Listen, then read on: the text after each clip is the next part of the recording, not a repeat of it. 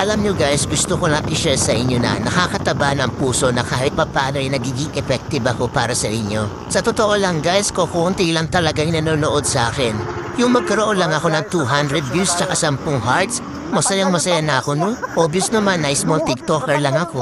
Hindi katulad ng ibang influencer dyan ng mga sikat kung makabenta ay sobrang dami. Pero ako guys, kahit ganyan lang yan no? Ang saya-saya, promise. Kahit ganyan lang guys, feeling ko hindi ako napanghihinaan ng loob. Kumbaga, tuloy-tuloy lang. Enjoy lang sa TikTok. Sana naman sa mga mahilig mag-check out dyan, sana lang ma-appreciate nyo din kami mga small TikToker na gumagawa ng mga original content.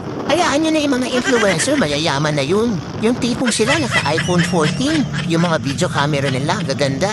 Tapos ako naka-Realme, ang labo pa. Support niyo naman ako guys as a small TikToker dito na gumagawa ng original content. Sana ma-appreciate niyo po ang mga video ko. Salamat! Alam niyo guys, gusto ko lang i-share sa inyo na nakakataba ng puso na kahit papaano ay nagiging effective ako para sa inyo. Sa totoo